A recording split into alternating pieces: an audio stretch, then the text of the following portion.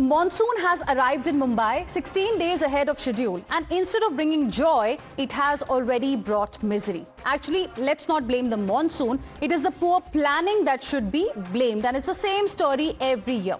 Look at these visuals on your screens right now. Mumbai, the financial capital of India, had its newly inaugurated metro station in Worli getting flooded. The water reached the gates of the station without any tickets, as well as the platforms. It was only waiting to board the metro now. Look at what happened in the national capital. In Delhi's IGI airport, a portion of the roof at Terminal 1 collapsed yesterday following a few hours of heavy rainfall. In Bengaluru, India's Silicon Valley, 5 people died due to rain-related incidents just last week. In fact, in Karnataka's Shiraguni village, rainfall made roads inaccessible.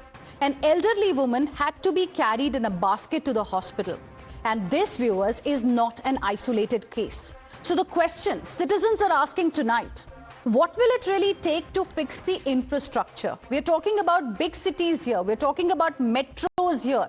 And if this is the situation in metros, just wonder what will be happening in Tier 2, Tier 3 cities. It's the same story that repeats every year during monsoon and the pre-monsoon showers.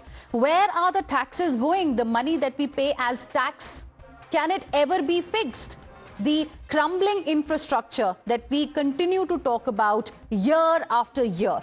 And this is what we plan to discuss with our guests who are joining us live this evening. I'm reporting from Science Circle, King Circle, and you can see that it is a knee-deep water here accumulated into this area. Now, it is also important to highlight that currently I'm standing on a footpath, which is an elevated part of the road, and you can see the other side of the street is completely locked down currently.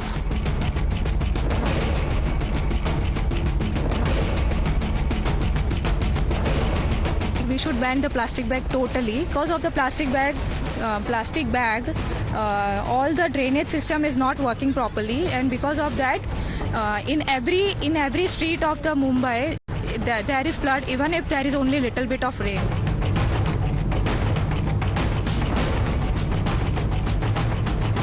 Currently, I'm at Juhu Beach, and you can see that the ocean is quite rough, and tourists are not allowed to venture here on the beach. So this is the situation, and all the administration is put on high alert, whether it is disaster management or it is NDRF teams are also put on standby.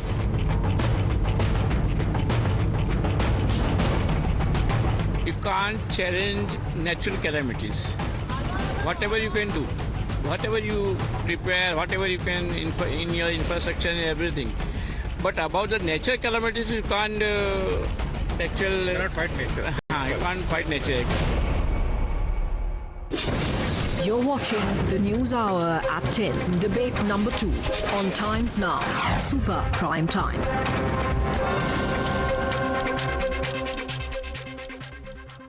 And joining us on this debate are my guests. We have Sanju Verma, national spokesperson of the BJP, Advocate Kapil Madan, who is a political analyst, Priya Chetty Rajgopal, who is a prominent citizen voice on the show, and Dr. Sudhir Krishna, former Secretary, Ministry of Urban Development.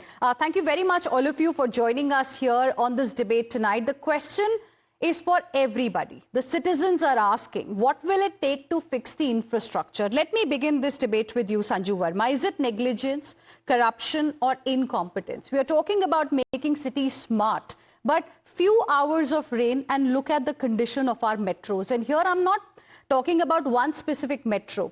I've given examples, 3 examples that we got in the last few days. How will you like to respond?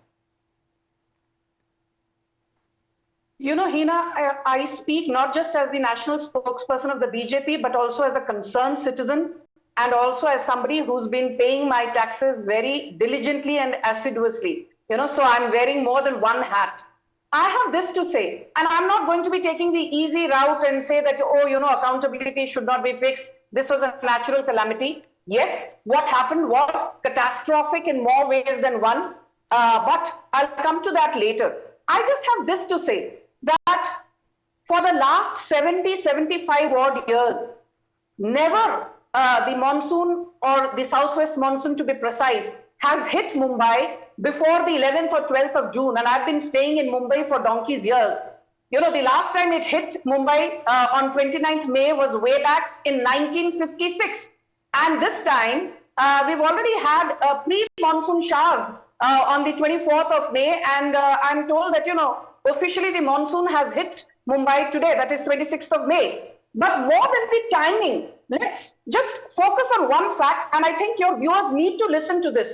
Kolaba in South Mumbai received in just 48 hours 295 mm of rainfall. The highest in the last 107 years was way back in 1918 when Kolaba received 279 mm of rainfall. You know, 279 mm of rainfall is what, some places in the United States of America during rains receive over 6 to 9 months.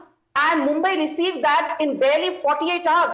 So the sheer scale of the, downpour, I don't think it caught the authorities by unaware, but it certainly wreaked and wreaked havoc with the system because Mumbai is built by combining 7 islands. Right. And that landmass has come together. So when there is heavy rainfall and there's also high tide, there's no way that the pumping stations can drain out the excess water. It's just not technically or humanly feasible. So what happened in the last 48 hours, unfortunately, was a natural catastrophe of gargantuan proportion. Okay, we've got your point. We've got your point, Sanju Verma. Advocate Kapil Madan, the question I asked Sanju Verma is for you also. Because citizens today are asking, we are paying taxes. Where is it going really? Heena ji, let me say one thing, and I say this with a sense of responsibility. When we have elections, we have all the netas, and across all political parties, I am not, pinpointing any particular party, but almost every neta would, promise moon. What we, as promises we, get is bullet trains, but what we actually get is broken drains. Now, this is not something, which is very new. This is not something which is very novel. In Delhi, let me tell you, last year we had several incidents where people lost their life to electrocution because of these, water that was being accumulated and, the electricity wire that got mingled. Right. And I when you begin the show, you made a statement and you ask a question whether it is negligence, whether it is corruption, whether it is incompetence. And I would say, when I ask this question to myself, I would say it's a cocktail of all three. And every babu who is responsible for, its municipal areas, they are being paid. They're being paid for taxpayers' money. They're being paid salaries, etc. They get perks, etc. This is high time that they should be called out. And in fact, and they should be called out, and their responsibility and accountability should be fixed. Okay. Not so just about points. the netas, but about the babus also. Okay. Priya Chetty Rajgopal, we've got two views here. One, extremely heavy rainfall, what Sanju Verma spoke about, 295 millimeters of rain, and no way any system can deal with sudden rainfall, etc. Advocate Kapil Madan spoke about fixing responsibility, time to fix responsibility of the babus also. As a citizen, what does it make you feel? A sense of this professional outraging that we do every year, is a little painful. We are all reasonably intelligent people, and to see this happening year after year, for us in Bangalore, the rains are always a constant source of surprise. And every time we're told that this is the highest May we've had or the highest April we've had, and it goes on, So I think that has been a little difficult to kind of swallow. Having said that, we have some really good bureaucrats. We have a huge shift which has happened. We have a new commissioner, a new administrator. So there's going to be a little bit of settling in times, and these are good administrators. But the system itself, is kind of inured to failure. So we're expected to fail. And I think that, if you ask me, is one of the biggest issues we have, particularly in Bangalore, that failure is not either responded to with sufficient penalty or with sufficient corrective measures. It's taken as par for the course. But the par for the course is 5 deaths. It's electrocution, it's loss of, effort, time, and the loss to the exchequer is certainly something you need to take for granted, particularly in cities like Bangalore, where, commute matters a lot. I won't talk about Bombay because Bombay is a really different scale in terms of the monsoon. Right. So in Bangalore, as a citizen, there are, this is the nearest. We've just gone through this huge, kind of almost patriotic fervor when it came to what's happening with our neighboring country. Right. And we can see how the country is so aligned, that the two, in terms of how we feel about the country. I'm saying maybe this is the nearest. A city like Bangalore, which I can talk about, is the nearest we've come to a war. We are citizens almost against the system. Yes. And for a land-bound, very internally focused, otherwise a very safe city, this is what we really cannot bear, and it needs to be actioned. Now, one thing which I'm glad to see different people, cogent voices. But what I also see a lot of is in panels like this, for example, is when we bring in political parties, it becomes a bit of a blame game, which is not happening now, but I'm saying it does. So people like us, we are done blaming. it's like a tennis match. Chetty Rajgopal, we are done blaming. Even we want to say enough is enough. It's the same story that repeats every year. And today, specifically why I took this story up, Dr. Sudhir Krishna, because today only we are celebrating India becoming the 4th largest economy in the world.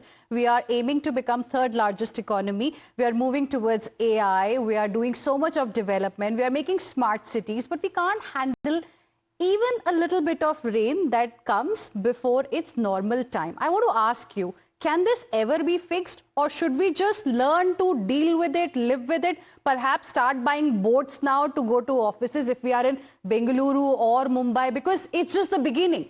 Monsoon season has just started. Well, I think it can not only be fixed, but it can be fixed gainfully also. To a good extent. To some extent, heavy rains will lead to flooding world over. Every city faces that challenge. So to some extent, we have to accept, but not to the extent that we are seeing in our cities. And because the paradox is that in the summer season, the same cities face acute shortage of water. Yes. So in the very, very fundamental principle is that when it rains, preserve the water, store the water. So therefore, the water bodies have to be, most of the water bodies have got silted up, or they are, they have been demolished also. Construction has taken place where there used to be water bodies in many cases. Bangalore is a classic lakes and tanks. But now today, so many lakes, from 400 lakes 100 years ago, now they have something like 50, 60 lakes only. And those two most are polluted and very shrunk also. So in the first instance, water bodies have to be rejuvenated and they have to be made to hold the water. That is the first thing. And it is a medium-term solution. And in the immediate run, the drainage lines have to be cleared. The drainage channels, both natural as well as man-made drains, both have been encroached thoroughly. And they can be improved. We have got examples. I have one more question. The designers, the engineers, the urban planners, say in the case of Delhi or in the case of metro, where the metro station, the underground metro station saw flooding, and in the case of Delhi, where a part of the roof collapsed, shouldn't the designers, urban planners, engineers also be held accountable?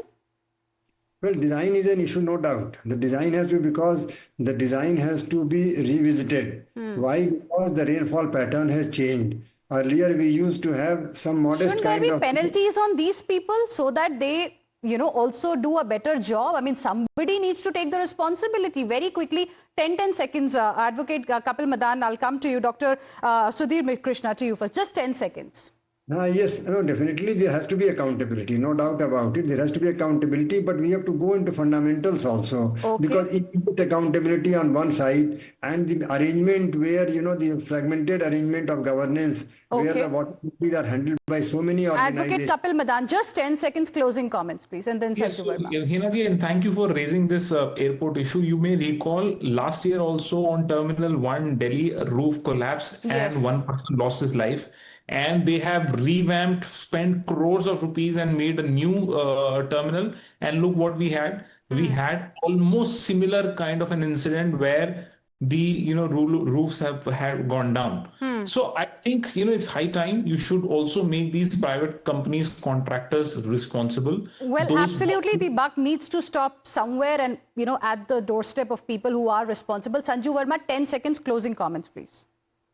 Heena, the irony is that, for 3 days last week, at the height of, massive rainfall downpour that Bengaluru saw, I happened to be in Bengaluru, and there is nothing called roads. It's filled with large potholes the size of craters. You wouldn't find these craters even on moon. So, Siddaramaiah, आपने तो चंद्रमा बैंगलोर की सड़कों पर लाकर दिखा दिया जनता को.